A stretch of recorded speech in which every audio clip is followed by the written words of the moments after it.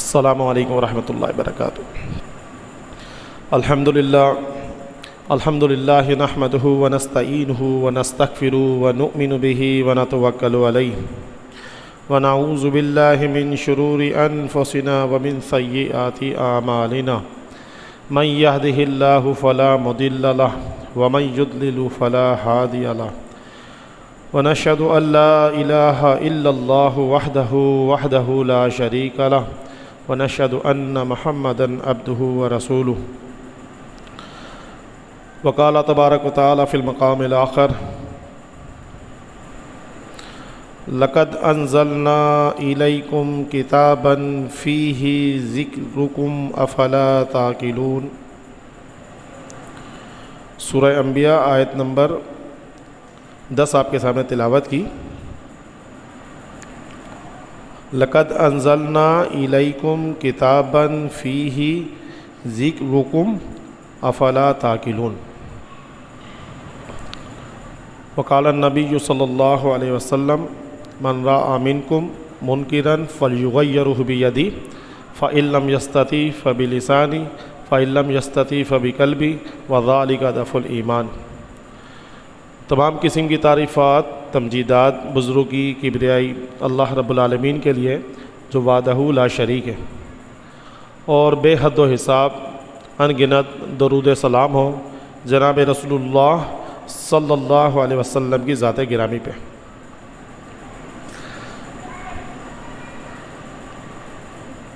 میں نے آپ کے سامنے سورہ انبیاء کی آیت نمبر 10 کو پڑھا۔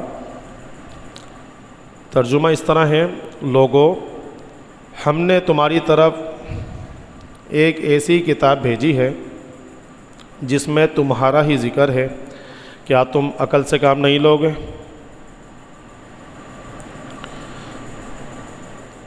اللہ رب العالمین نے اس دنیا کے اندر آنے والے پہلے شخص، یعنی ہمارے اول باپ کے نام آدم علیہ السلام و حوا علیہ السلام، یہ دونوں کو بھیجا تو بالکل روشنی میں بھیجا، ہدایت کے ساتھ بھیجا۔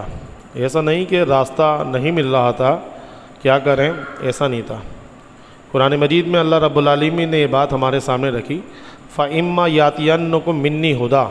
جب اس دنیا میں بھیجا تو بتایا فَإِمَّا يَأْتِيَنَّكُم مِّنِّي هُدًى، میرے پاس سے جو ہدایات آپ کے پاس آئیں گی، فَمَن تَبِعَ هُدَايَ، جو اس کی پیروی کرے گا، فَلَا خَوْفٌ وَلَا هُمْ يَحْزَنُونَ، نہ ہی خوف کا شکار ہوگا، نہ ہی اس کو غمگین ہونا پڑے گا۔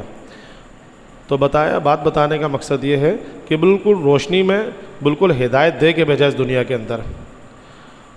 آتے گئے پیغمبر کم و بیش 1,24,000 پیغمبر اس دنیا میں اللہ رب العالمین نے میری اور آپ کی ہدایت کے لیے بھیجے، لیکن لوگوں کا معاملہ عموماً یہی رہا اس کتاب کے ساتھ یا کتابوں کے ساتھ کہ انہوں نے اس کتاب کے ساتھ بے رخی اختیار کی، انہوں نے اس کتابوں کے ساتھ بے اعتنائی اختیار کی، اور ان کتابوں کے بھیجے جانے کا جو مقصد تھا وہ اس کو بھلا بیٹھے۔ گو کہ وضاحت کے ساتھ اللہ رب العالمین نے جتنے پیغمبر بھیجے بار بار تاکید کی کہ یہ ہدایات ہیں۔ صحیفے بھیجے موسیٰ علیہ السلام کو 40 روز بلا کے، وہ بھی اس کے اندر بھی ہدایت کی بات کی۔ یحییٰ علیہ السلام کے حوالے سے بات کہیں تو اللہ تعالیٰ نے ادھر بھی بات کی، خذ الکتاب بقوہ، مضبوطی کے ساتھ کتاب کو تھامو۔ لیکن عموماً اس کتاب کی ہدایات کو یا جو کتاب میں جو باتیں کہی جا رہی ہیں ان کو فراموش کر دیا۔ پے در پہ پیغمبر بھیجنے کے بعد اللہ رب العالمین کی مہربانی کہ آخری پیغمبر جناب رسول اللہ صلی اللہ علیہ وسلم کو بھی بھیجا اللہ تعالیٰ نے، اور ان کو ایک ایسی کتاب دی جس میں تمام کتابوں کو جمع کر دیا، ام الکتاب جس کو کہتے ہیں نا، کتابوں کی ماں، جو آج میرے اور آپ کے پاس ہے، اور یہ رہتی دنیا تک کے لیے اللہ تعالیٰ نے محفوظ کر دیا۔ اب حفاظت کی ذمہ داری اللہ نے لے لی، کیونکہ اس سے پہلے امتوں نے اس کا حق ادا نہیں کیا اور بھلا بیٹھے، تحریفات کر بیٹھی۔ یہ سب واقعات قرآن مجید کے مطالعے سے آپ کو معلوم ہوں گے۔ تو آج جو میں نے آپ کے سامنے آیت رکھی اس کے اندر بھی کچھ یاد دہانی ہے میری اور آپ کی اس حوالے سے کہ ہم بھی تو اس میں شمار نہیں ہو رہے کہ ہم بھی اس کو بلا بیٹھے۔ آج ہمارے پاس کتاب اللہ کی صورت میں قرآن مجید موجود ہے، لیکن اس کے جو مصارف ہیں جو اس کو ہم استعمال کرتے ہیں، آپ اس بات کی تصدیق کریں گے کہ بہت کم الا ماشاءاللہ اس سے ہٹ کے ہم استعمال کرتے ہیں۔ پہلا مقصد قرآن مجید کا جو ہم نے سمجھا ہے کہ وہ ثواب کی ایک کتاب ہے، پڑھ لینے سے ثواب ملے گا، گو کہ اس کا انکار نہیں ہے۔ نبی علیہ الصلوۃ والسلام نے یہ بات رکھی، الف لام میم ایک حرف نہیں 3 حروف ہے، ہر حرف پہ 10 نیکی ملے گی۔ ایک چیز ثواب، اور دوسری چیز ایصال ثواب۔ ایک تو خود ثواب حاصل کر رہے ہیں، اور دوسرا کوئی مر جائے تو اس کو ایصال ثواب کے لیے بھیجا جائے، پڑھ کے منتقل کیا جائے۔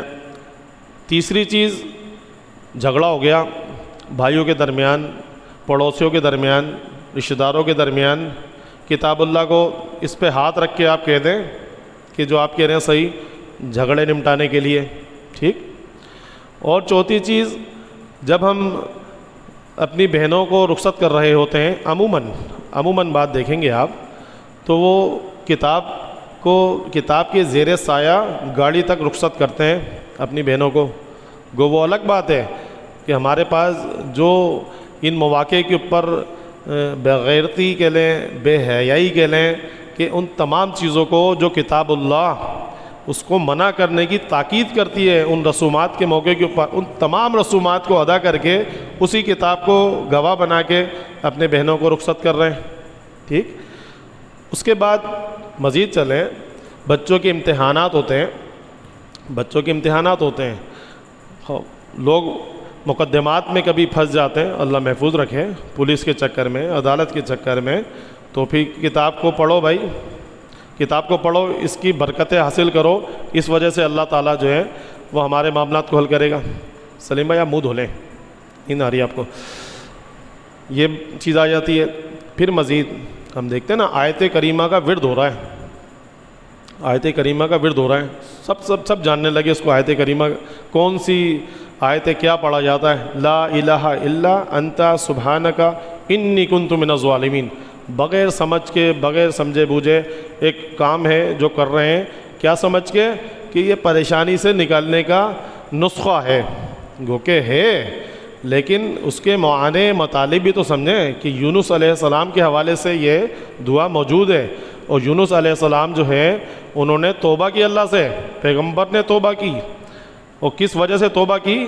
یہ واحد قوم ہے دنیا میں نوح علیہ السلام کی جس پہ اللہ رب العالمین نے اپنے فیصلے کو مؤخر کیا کہ انہوں نے توبہ کر لی، قوم نے توبہ کر لی۔ یونس علیہ السلام چلے گئے تھے مچھلی کے پیٹ میں، اللہ تعالیٰ نے ایک موقع دیا ان کو اس دعا کے ذریعے سے، لیکن بھول گئے۔ آیت کریمہ کا ورد ہو رہا ہے، مجرد ایک پڑھنے میں لگے ہوئے۔ مزید بے شمار چیزیں آپ کو ملیں گی جس میں آپ کو ان مقاصد کے علاوہ کچھ اور مطالب بھی مل جائیں گے جو آپ دیکھتے ہیں ہمارے معاشرے میں موجود ہیں، لیکن اللہ رب العالمین نے کیا واقعی یہ کتاب اسی لیے بھیجی ہے کہ آپ کے مقدمات جو ہیں وہ پھنس گئے تو آپ اس سے حل کرو؟ آپ بیمار ہو گئے، روحانی مرض ہو گیا ہے، روحانی علاج جو ہے اس کا کریں۔ پوچھ رہے ہوتے ہیں لوگوں سے، بھائی بڑے پہنچے ہوئے ہیں، بھائی بڑے پہنچے ہوئے ہیں، وہ اتنے پہنچے ہوئے ہیں کہ ان کو اللہ کے رسول نے بھی جو تعلیم نہیں دی وہ تعلیم دیتے ہیں یہ، اور گلے میں تعویذ، ہاتھ میں تعویذ باندھتے ہیں اور مسئلہ ہو جاتا ہے چٹکی بجا کے۔ کیا واقعی قرآن مجید اسی لیے آیا آپ کے لیے کہ آپ کے روحانی مسائل کو حل کرے؟ کرتا تو ہے روحانی، لیکن وہ روحانی یہ مسائل نہیں ہیں جو ہم ایک دوسرے کو تنگ کر کے اپنے ذہنوں کے اندر خلفشار کر کے جو ہمارے مسائل پیدا ہوتے ہیں، اس مسئلے کے لیے نہیں ہے۔ تو غرض یہ بتانے کا مقصد یہ ہے کہ ہم نے قرآن مجید کے وہ تمام مطالب حاصل کر لیے جس کے لیے قرآن مجید نہیں آیا تھا۔ قرآن مجید جو آیا تھا یا بھیجے جانے کا مقصد تھا، یہ اللہ رب العالمین نے مجھے اور آپ کو ابتدا ہی میں ہی بتا دیا۔ سورۃ الفاتحہ میں جب ہم نے کہا اللہ رب العالمین سے اہدنا الصراط المستقیم، ہمیں سیدھا راستہ دکھائیے، اللہ رب العالمین نے معاً سورۃ البقرہ آپ شروع کرتے ہیں، الف لام میم حروف مقطعات، یہ بھی ایک عجیب سی بات آپ کو دیکھیں گے قرآن مجید کے کچھ مقامات پہ حروف مقطعات ملیں گے جس کا نہ اللہ کے رسول علیہ الصلاۃ والسلام نے اس کا ترجمہ کیا، ضرورت نہیں تھی اس کی، اور نہ